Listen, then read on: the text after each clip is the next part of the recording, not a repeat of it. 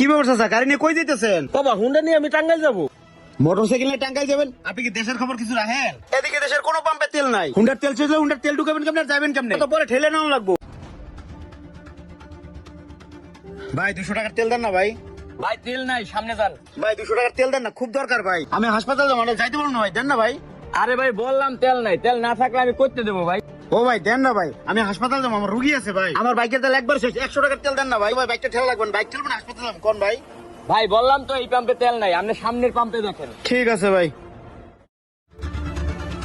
কি করো, বাইক তো বন্ধ হয়ে গেছেন, ঠেলাই লাগবো।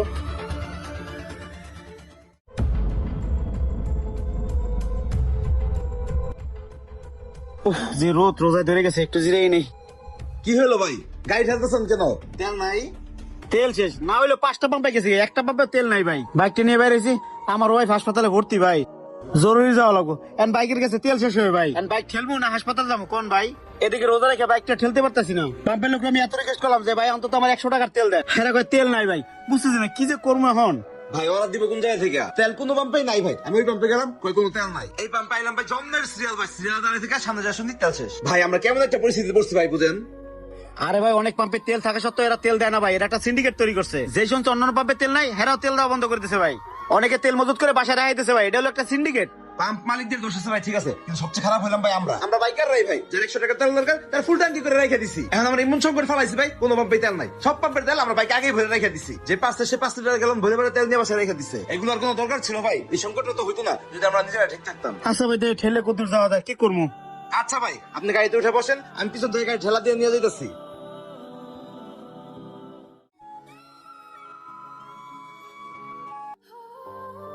ভাই আপনি এনে মেশিন তো বন্ধ করে রাখছি, লোকজন এই ঝামেলা করতে আছে, পাম্প কি বন্ধ করে দিমু? বন্ধ না করি বা কি করবি? আর আমিই বা কি করবো? কালকে গাড়ি আসার কথা ছিল, কালকেও গাড়ি ঢোকে নাই। কবে ঢোকে না ঢোকে তারও কোনো ঠিক ঠিকানা নাই। আপাতত মেশিন বন্ধ রাখ, তুই আশেপাশেই থাকিস। এলাকার কিছু প্রভাবশালী লোক আছে না, ওরা আইলে 200 লিটার দিয়ে দিস। যা। ঠিক আছে ভাই।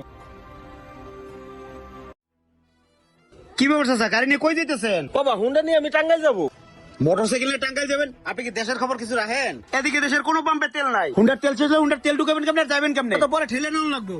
আরে বাবা দেশ চলে ডালে ডালে, আমি চলি পাতায় পাতায়। আমি জানি যে দেশের তেলের সংকট পড়বে, এই জন্য 20 গ্যালন তেল আমি আগেই বাসায় কিনে রাখছি। এই আপনাদের মতো কিছু লোকের কারণে দেশে আজকে তেলের সংকট। এদিকে কিছু পাম্প মালিকও সিন্ডিকেট করতেছে, আর বাইকারও সিন্ডিকেট করতেছে, যার জন্য আজকে দেশের এই অবস্থা।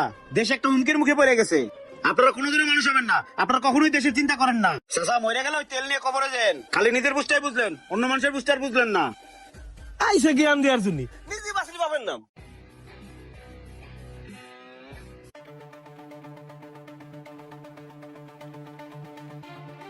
কি ব্যাপার, ওইটা আলমগীর ভাই না? বাসায় না যাইয়া বাজারের ভিতরে কি করে? যাই তো যাই দেখি। ভাই কি করেন আপনি? এনে এই তুই জঙ্গলের মধ্যে আইসিস কেন? যা যা যা বাইরে, তুই যা। এটা তো তেলের ট্যাঙ্কি। ভাই আপনি এগুলো কি করছেন? পানির ট্যাঙ্কির ভিতরে আপনি তেল মজুত করে রাখছেন? কম হইলেও তো এখানে 10,000 লিটার তেল হইব। বিপদে পড়ে এত লোক আসে, অ্যাম্বুলেন্সে রুগী নিয়ে আসে, অথচ আমি কই কারো কাছে তেল নাই। আর আপনি এনে তেল মজুত করে রাখছেন? আপনি তো একটা সিন্ডিকেট ভাই, আপনি তো দেশের শত্রু ভাই। আপনি 5 ওয়াক্ত নামাজ পড়েন, রোজা রাখেন, অথচ আপনি 2 নম্বরই করে বেড়ান ভাই। মরলে আল্লাহর কাছে হিসাব দেওয়া লাগবে ভাই। বেড়া 2 দিন পর তো তেলের দাম ডাবল হইব। ব্যবসাকে হারা জীবন করু, এই দেবেস লই তো আমি লালাইলাম। যা তুই তোর কামে যা, আমার কব্বরে আমি যাবো, তোরা তো বোঝা লাগবো না। যা তুই যা, এই কথা কারো কইলে তোর কিন্তু চাকরি থাকবো না। যা। দেশের সরকার পরিবর্তন হোক আর যেই আসুক, আমরা যদি পরিবর্তন না হয় দেশ কোনোদিন উন্নতি করতে পারবে না। ভিডিও ভালো লাগলে লাইক কমেন্ট শেয়ার দিয়ে পাশে থাকবেন। ধন্যবাদ।